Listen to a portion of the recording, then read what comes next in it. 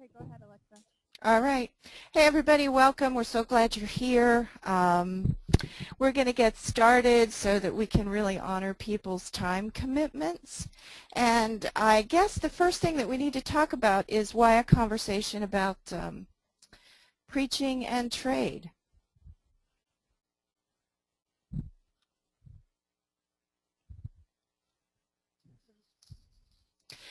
In the Hunger Program, if we don't meddle when we ask our global partners about primary causes of poverty and hunger, they will name at least 5 issues.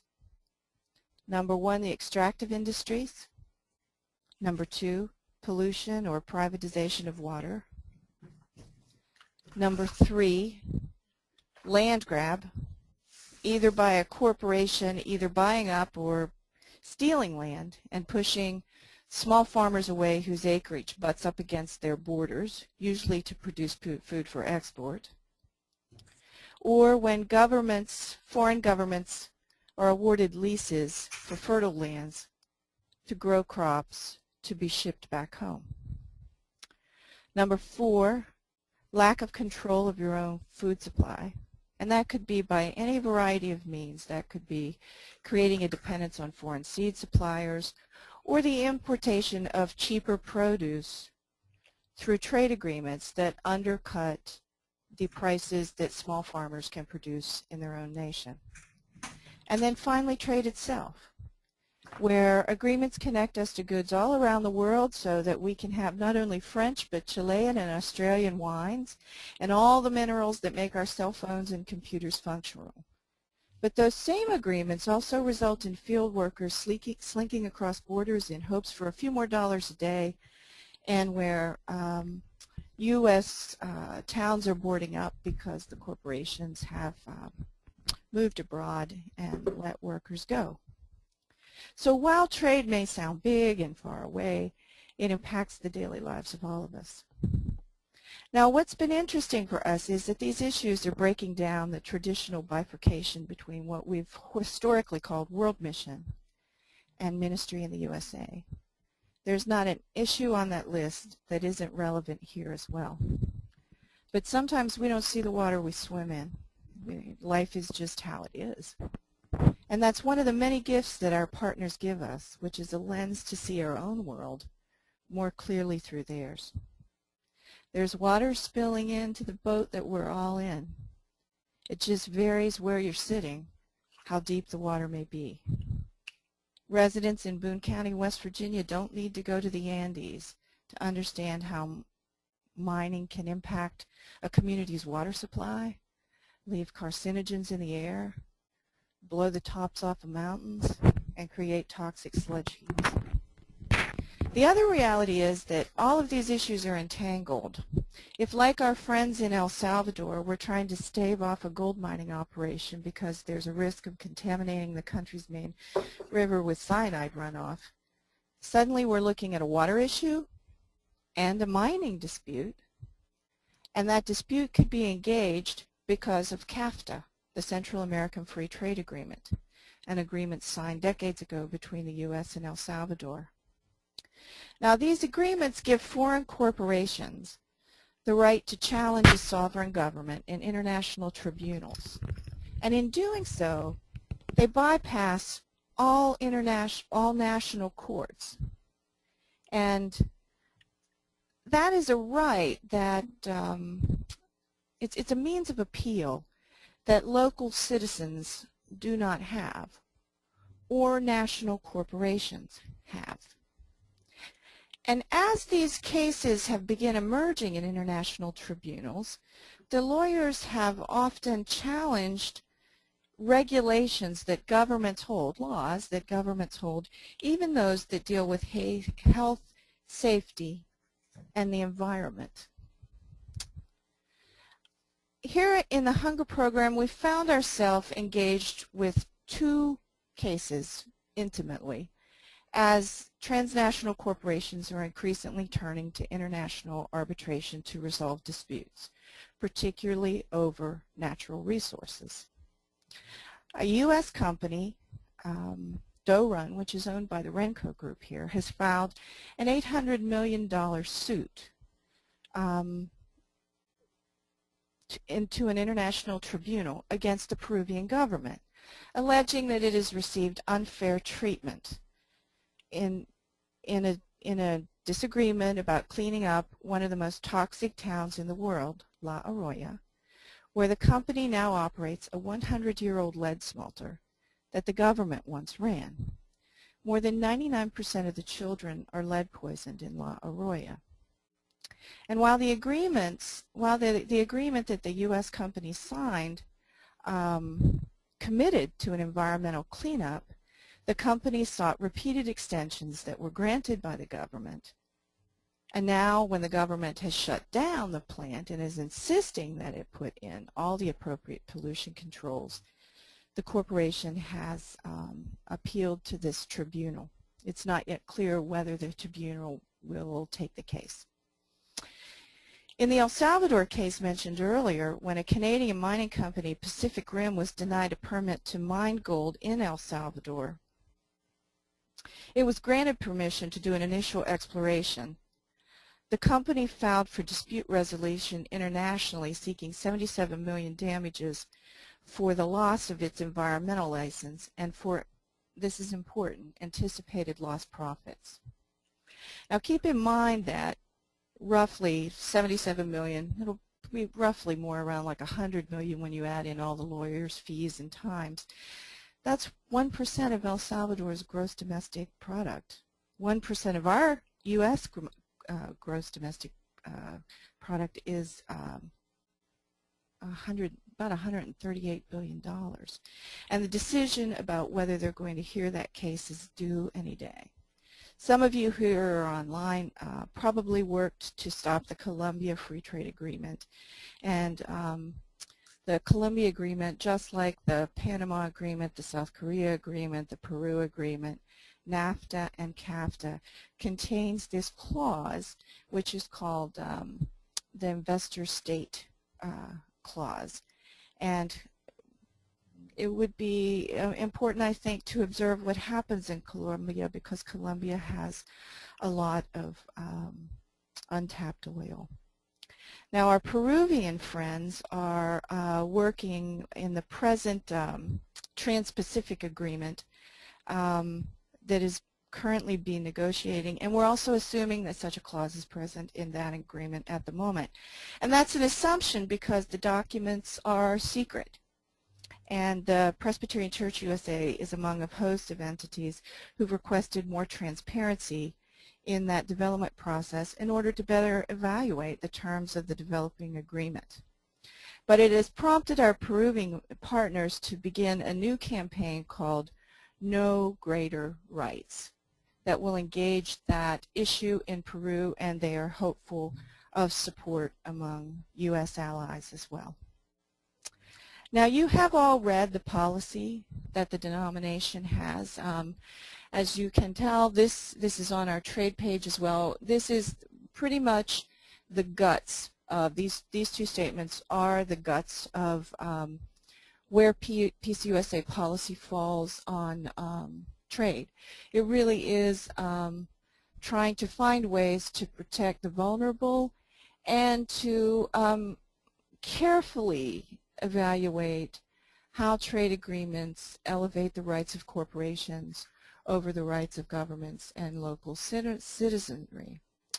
The church, as you know from the materials that you've read, the Just Globalization piece, is absolutely committed to fair trade that creates a more just, equitable, and global environment that is economic, political, and agricultural.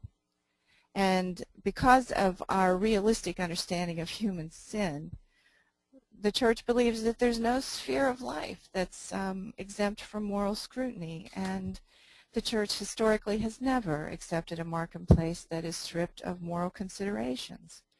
So we're called to engage in ethical analysis of economic laws and proposals, to denounce morally unacceptable economic outcomes, to name sin that causes pain, and to insist that more humane and fair policies be sought and implemented. That's an authentically biblical task that is before us this morning and when we step in the pulpit. So here we are. Now our JH networks are anchoring our work in the directory of worship. That is found W7.3003. It's a section on compassion that calls both for compassion in corporate and individual acts. But it also goes on to say that the church is called to engage structures and systems which create or foster brokenness and distortion through acts of both compassion and advocacy, through service in common ministries of the church, and through cooperation with allies, with agencies and organizations that are committed to those same ends. And if you turn to the directory of worship and you read on, if you look in the justice section, it calls us to deal honestly in personal and public business, to exercise power for the common good, which is an innately reformed idea, to support people who seek dignity, freedom, and respect that they've been denied, to seek to overcome the disparity between rich and poor, and to redress wrongs against individuals, groups, and people in the church, in this country, and the whole world. It goes on to call us to use the earth's resources responsibly, without plundering, polluting, or destroying, and to produce and consume in ways that make available to all people what is sufficient for life. And those texts really tie us back into the central issues that we've identified: mining, land grab, control of your food supply, protection of water, and trade. Which is why Atle is here with us this morning. Our directory for worship calls us into worshipful work that begins in the pulpit and sends us into the world in God's good name. So now we'll turn to his words that will center us in Scripture and in worship, where for each one of us our call begins. So I want to introduce to you Atle. Yes. He's a pastor, a theologian, general secretary of the Norwegian Church Aid, and now a friend. Thank you. Thank you. Hello, everybody. I'm talking to you from just a little. I have a little technical thing here. Yes. And then back one, slideshow. Yeah. I'm talking to you from Oslo, and I think it's very interesting that we can have these presentations and reflection together. As different as Norway and United States may be, we have a common base in the biblical texts and stories, and as churches, and of course we are also part of the global north, where we all have challenges. As you may know, Norway has the Norwegian government owns at the moment 1% of all shares in the world through our pension fund. So we are, as a nation, as a state, actually, and then every one of us deeply involved in the issues of justice linked up to production and trade. Also, the extractive industry transparency initiative has its head office here in Oslo. So I'm looking forward to see this as a continuation of joint actions between the Presbyterian Church in the United States and NCA. This was for a more general introduction. Now to the text that I have been asked to share some reflections on. It's important for me to say that I hope I'm doing this in an opening way, opening up your own creativity in reading, going to the Bible with a reality, with your context and with the question, and see where we can get some enlightenment from the biblical texts. Of course, we always also must remember that these texts are then 2,000 years plus old. So social conditions have changed. But I must say it has been for me quite interesting to see how relevant the biblical texts are in terms of the contemporary issues we are faced with. So, I'm using Ezekiel 27 and 28 as a kind of keynote text. There could be others, but I'm using that as a text which is kind of the entry point. And the text in Ezekiel, I don't use the time to read it, but it is mainly about Tyrus and a description of what happened with them. The interesting thing and the important thing to remember is that trade has been part of human society throughout history. All history of the human family is about trading between communities. It is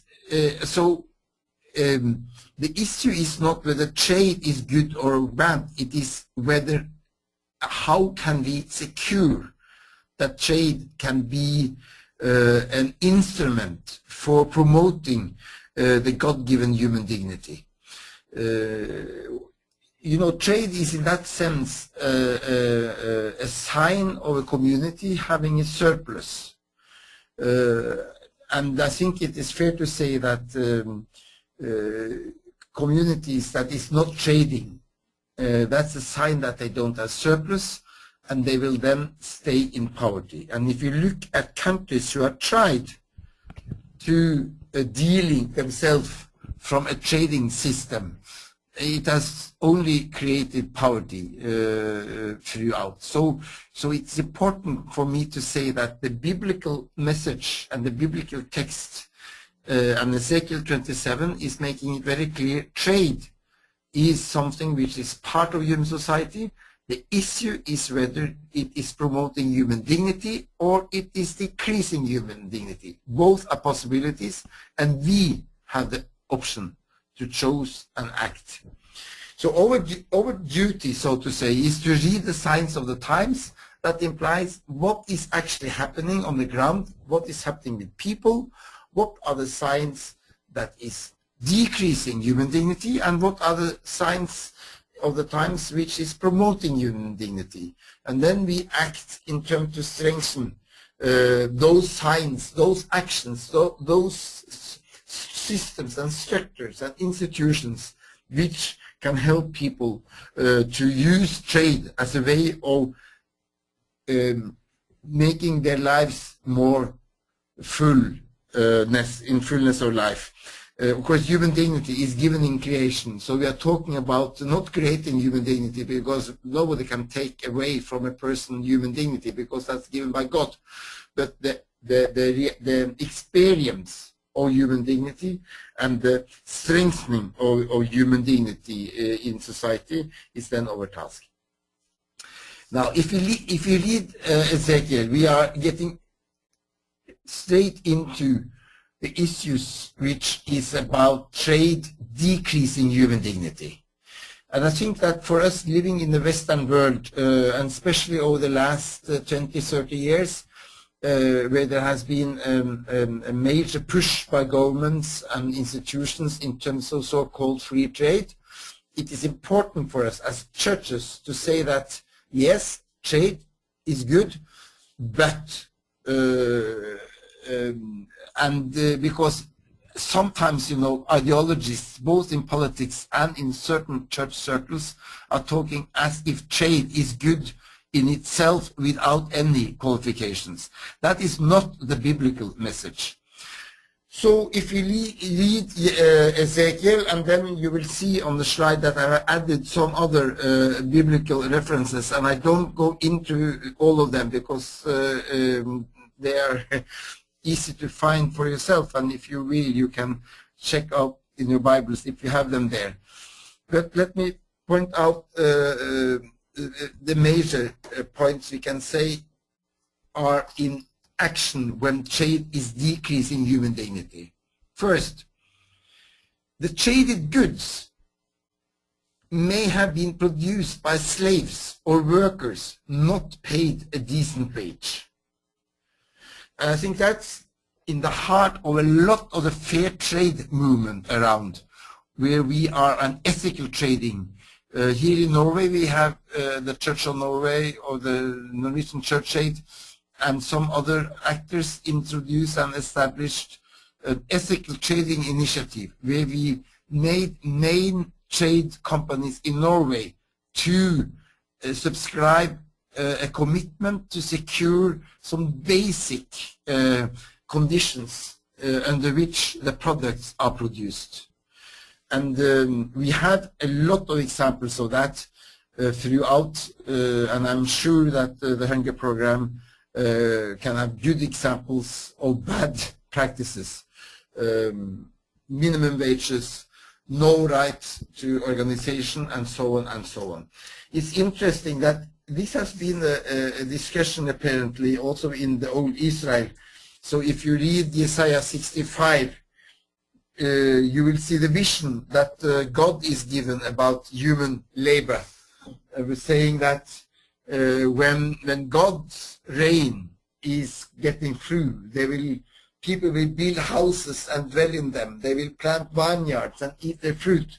No longer will they build houses and others live in them, or plant and others eat.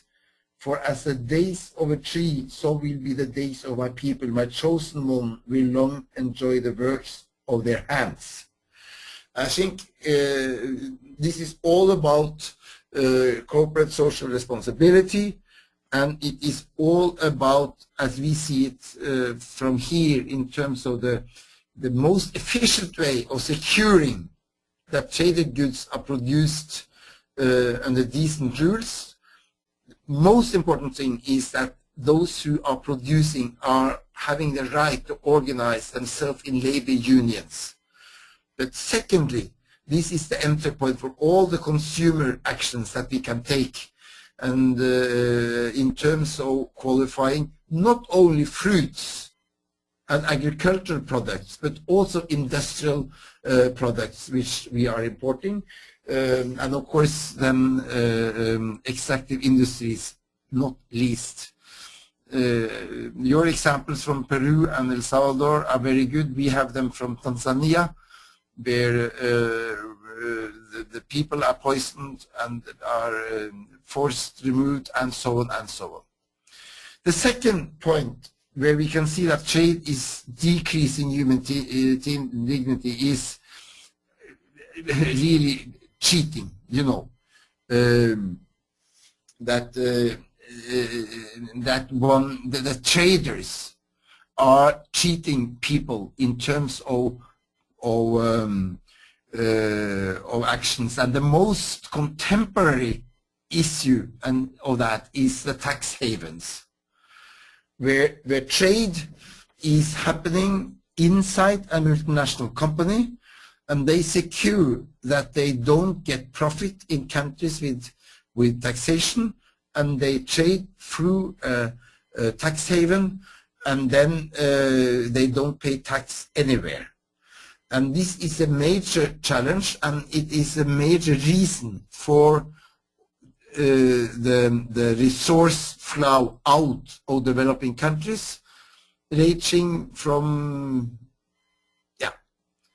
it's difficult to have precise figures, but we are talking at least 1.5 times all development aid when we are talking about illegal actions. And if we add legal kind of resource drain, we are talking about 700 to 800 billion US dollars. And the tax havens are extremely important in that. There are some signs of hope on that one specifically, because and actually your financial legislation by the Obama government has been quite helpful. So on that one there are some progress, but it's too slow, and we are still having a lot of work to do on that one. But already Amos pointed to this, and there are I could have, there is a nice examples if you have read, I understand that some of you have read my small booklet from Burma, where the local trader is cheating the farmers on the weight, the scale, and then the action taken by the church was actually to give the farmers a new scale. So there is always possibilities to make changes. The third element of trade where it is decreasing human dignity is that the commodities are sold for too low prices, or on the other hand, where the food is getting too expensive. The whole price issue, there's a little, the correct point there should be trade and pricing.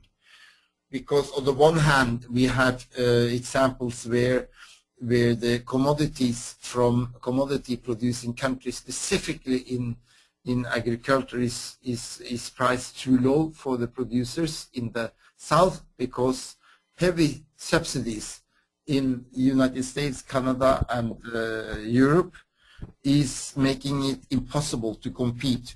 Classical examples are rice producers in Haiti. A free trade agreement with the United States put them basically out of production, because there was pushed through by the Clinton government a free trade or a free import on rice to Haiti, and the result was, but that was subsidized, so the price was too low, so no farmer, rice producer in Haiti could compete, because they didn't have any subsidies. And that's a problem. The whole issue of export subsidies, either directly or subsidy for national production, which creates a surplus, which then enter the market. In Norway, for example, we are importing most of our sugar, 95%, from Denmark. And the sugar in Denmark is produced for 1/4, or sold for 1/4 of what actually the production price is. So it implies that sugar from Dominican Republic or Mozambique has almost no chance to compete, because because of the subsidies given in the rich countries. And it is destroying production in all over Africa and Latin America, and it's a main issue in the World Trade Organization agreements. But on the other hand, we have also said that privatization of water has led to a tremendous increase in the price of water. The story from Samuel is King David, who sent people out to fetch water for him, when he suddenly realized that those people has been putting their life at stake for getting water to the king. And Genesis 47 is a Joseph story. And the Joseph story we can see going is all around where there is a food shortage. We see it now in the Horn of Africa. Those who have goats in Kenya get less and less for their goat because there are too many goats on the market. So there the price is falling down, and that is when Joseph in Genesis 47 was so smart that he bought up food and then stored it and could sell it and became a major power. This is dynamics which we can see also today. So in other words, the issue of pricing in trade is extremely important, and it is linked up then to domestic policies. In the rich countries, the ability to subsidize. In the poor countries, the enforced lowering of tariffs and the enforcement of free trade agreements, which is free for those with power and not free for those without. I will also underline here and take up the next point there, which is number 4. In today's contemporary world, trade in finances is, as you know, in the United States, extremely important. and is not managed well. And here we come back to the issue of tax evasion and tax havens. But it is also then, the whole issue on how the trade in finance is being run. Some of you may know about the discussion of a Tobin tax, 0.01% of all traded finances, which is crossing the border, could finance all more or less the whole development aid financing in the world today, and it will also regulate the trade and make it more transparent. And there is from several government side a concrete proposal for that. But the trade in finances is unprecedented in world history as we have it today. Finally, the trade in land, and I think what Alexa was hinting at this morning, well, not this morning but before me, the issue of how now land is either leased or bought by governments and companies.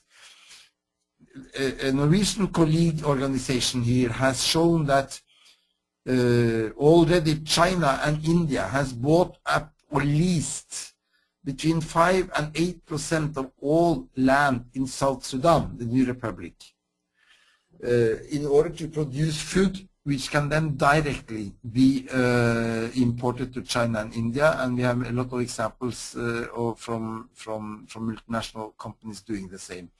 And the trade in land, the classical story in the Bible, is Naboth's vineyard, Book of Kings, chapter 21, where we remember that the king would like to have the land of Naboth. Actually, he proposes to buy the land, but Naboth says, no, I don't want to buy it. And then the story shows how land grabbing becomes the king's agenda, and he finally succeeds. And I think that leads to the main analytical tool we need when we are analyzing trade, and that is to go into the power relations, because Naboth's vineyard is a description, the classical description, not only on land grabbing and land trade, but it is also a classical story about asymmetric power relations. And I think it is, if you don't go into an issue in trade with and make a power analysis, you don't disclose what is actually happening. And Naboth's vineyard tells us that in asymmetric power relations, you need to see that the alliances between the powerful is the order of the day. And the order of the day implies that the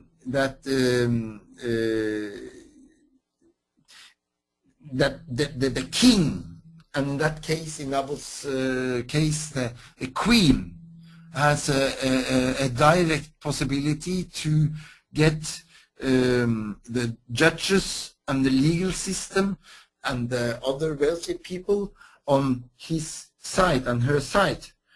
And we must remember, that in today's world, without now making all kinds of conspiracy theories, that we should recognize and know that those with power are building the most efficient alliances in the world, not least in terms of economic alliances.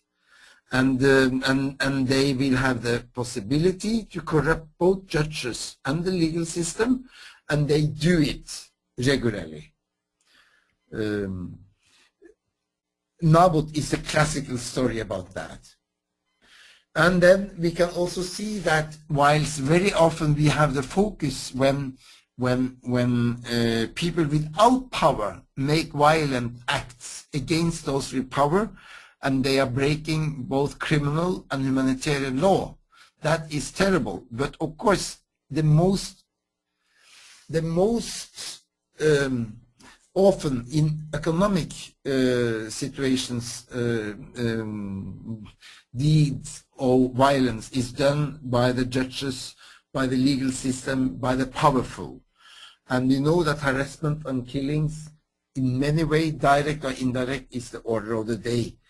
So the whole story of Kings 21 and Naboth's vineyard is about, on the one hand, to disclose how the powerful are using all means to get their will, and on the other hand, how God raised the prophet to tell to the king, you have made a great sin, major sin, and you will get your punish, which of course happens.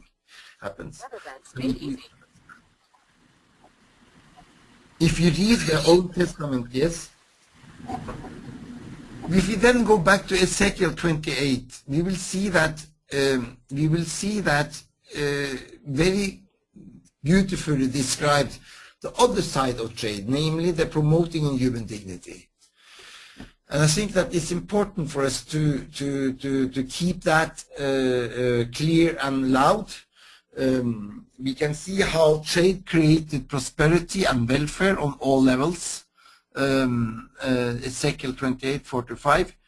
We can see how trade developed culture and art. Think about how the temple of King Solomon in the 1 Kings 6-7 is describing how beautiful this temple is, and how the whole exchange of craftsmen makes this possible, and also that trade in goods. And you may also say that if you look at Ezekiel 27:5-25, all those linkages that Tyrus were involved in is also an expression of how trade makes people come together. So it's an instrument both for interfaith and intercultural encounters. And I think we should remember that in today's world, where the issue of people living very close together in a globalized world, we need to appreciate that gives the possibility for everybody to be enriched, and that trade is a major vehicle for that.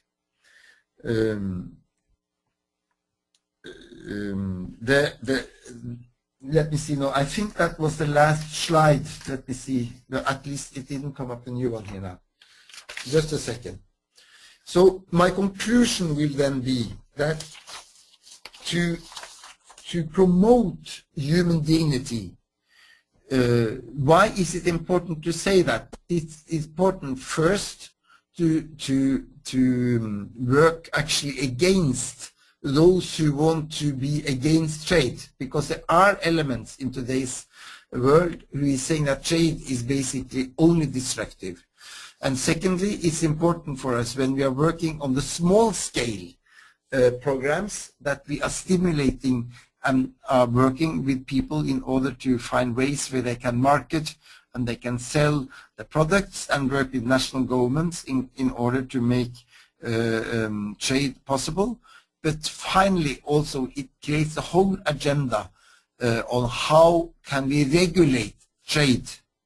How can we strengthen those institutions who are putting qualitative limits to the powerful's possibility to impose a trade regime which is depleting people from their resources and not give them a strength and growth which is necessary to get out of poverty. Because nobody is getting out of poverty without trading. Thank you.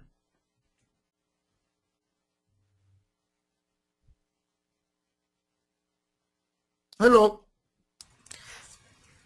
Yes, we're here. We're here. And I'm finished. Okay. Okay.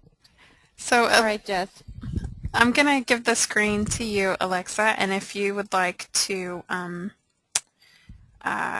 don't know if folks have questions. I know that Susan asked if it would be possible to get a copy of the of the PowerPoint that Atle was just showing, and I believe that the answer to that is yes, that's possible. I don't know if any of your attendees have questions or if you want to do that now. I can try to help facilitate that. Yes, it would be great if we could have a conversation about any questions you may have about either presentation. And Teresa Strickland has joined us from Theology and Worship, who is a homiletician and will be available to also talk about how we might take what we've heard and use it in the pulpit. So please feel free to ask your questions now or add comments.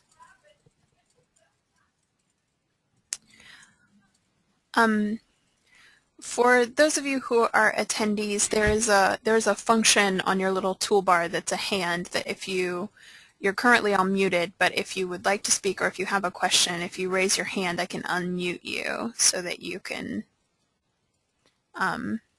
ask that, or you can also type it into the question box in.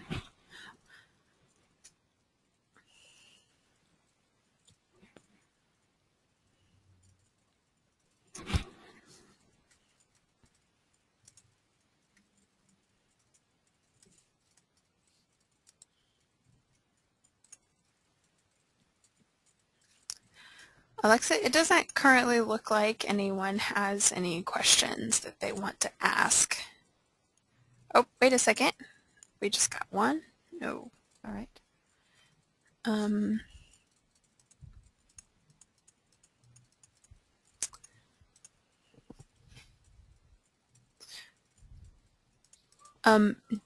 Jeff would like to know what liturgical resources, apart from the aids for sermon preparation, do we have for creating worship services that explore trade? So he'd like to know a little bit more about liturgical resources for creating worship services that explore the issues of trade. Okay. I know that there are some really excellent resources, Jeff, that have come through the Ecumenical Advocacy Alliance in Geneva. Now, a lot of them are a little time dated because they were putting them together, I think, at the point where the earlier agreements were being developed, NAFTA and CAFTA. But they're incredible, and we could certainly get you links to some of those, and also if we can't find all the links that might there, we could produce hard copies and get them to you. But they're everything from prayers, reflections, and liturgies to kind of little biblical analyses. It's a lot of material. At this point, I don't think PCUSA has things directly on hand, but that's going to be one of our tasks in the coming months. Atle, how about you all? Do you have specific resources produced for people on trade or through the work? No, I think we more we have also used the material from the Ecumenical Advocacy Alliance, and then I think that it is as much an issue of bringing people who are either on the producing, on the trader, or on the consumer side of the chain, their experiences, and present that in terms of both reality and some of the biblical texts are available, and then intercession. So it shouldn't be extremely complicated, so to say, also in a local context to deal with that. It is, I don't know the Presbyterian liturgies, but it is that in the Church of Norway they have now modernized the liturgy, so you are quite free to include contextual issues into the liturgies without making too much fuss on it, because I think that if you want people in the congregations and in the pews to own this stuff, we need to stimulate them to read biblical texts, and we need to mainstream the issues we are dealing with here. That would be, but I don't know your worship traditions in the Presbyterian Church, but whatever you can put in 2 or 3 sentences inside your normal Sunday worship is, as far as I'm concerned, extremely important. And then the Hunger Program will probably give people the facts which explain why this and that is being prayed for. Sort of going along with that, Chip Lowe has asked a follow-up question about what resources might be available for adult education classes so that the trade issues can be discussed in groups as well as being presented during worship.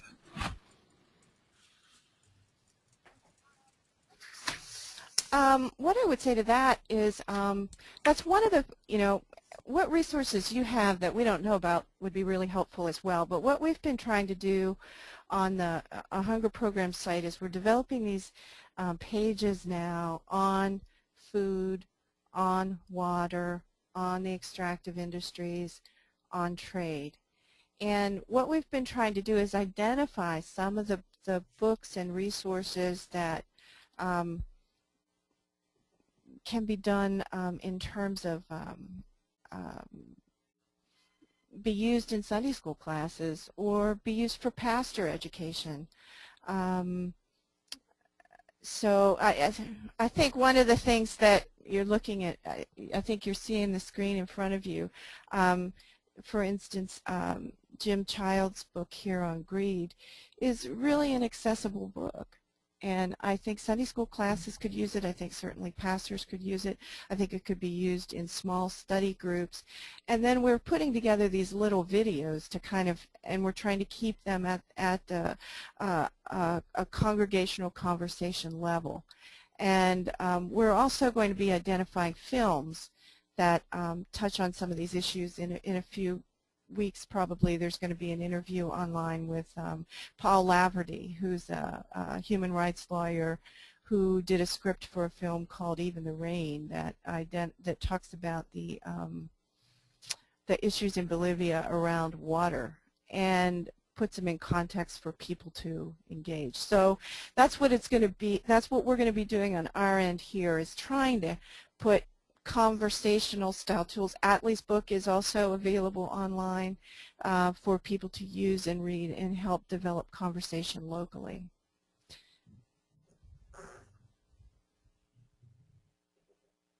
That's really interesting, Alexa, that you just brought up the videos, because that was Jeff Geary's comment too. Was he asked about if there was a collection of short videos available, because he commented that he'd used the video on the Seeds for Haiti during worship, and he also has used videos from the Fair Food Campaign and the CIW, and he's found them both extremely useful for worship as well as his adult education classes. So the videos you mentioned is a great resource. Yeah, that's helpful. I think one of the other things we're looking at is doing like some kind of quarterly briefings on that. Probably it'll be a webinar approach, which isn't the easiest tool for everyone to talk, but it's the technology that we have at the minute, and we're at the moment, and we're looking for ways that can be more conversational. But I'm also hoping that we can find ways to Skype partners into conversations in presbyteries. I mean, we can't overburden them.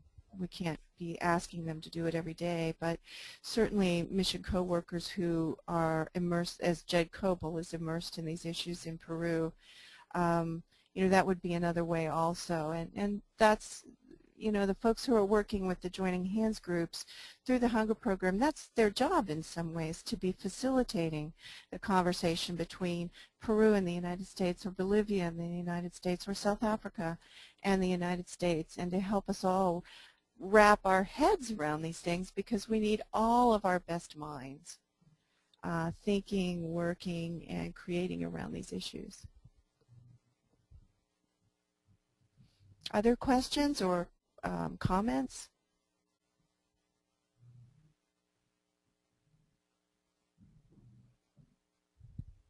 Okay. Yeah, I don't see that there are any further questions. We might give folks a second. They might be typing. But I don't see any hands raised.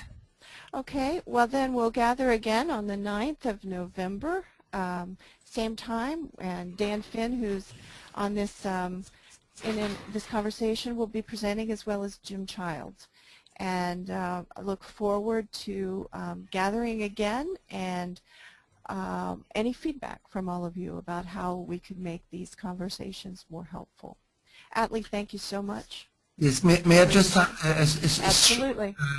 Closing remark, saying that, you know, sometimes I'm asked, why do you come with all these biblical old texts which are so old to discuss very complicated issues in contemporary world? And my answer to that, and this is to give all of you as pastors and biblical interpreters some kind of courage, you know, is to say that, well, as long as the elementary comments or the elementary elements which I have been drawing and others are taking from biblical texts are relevant and the true description of reality, we can use a biblical text. And it is really an encouraging way of using the Bible in a time where some use the Bible to protect the rich. So it is really good luck with your work in the congregations over there, as we say here in Norway. Thank you. Okay, thank you, everybody. Take care.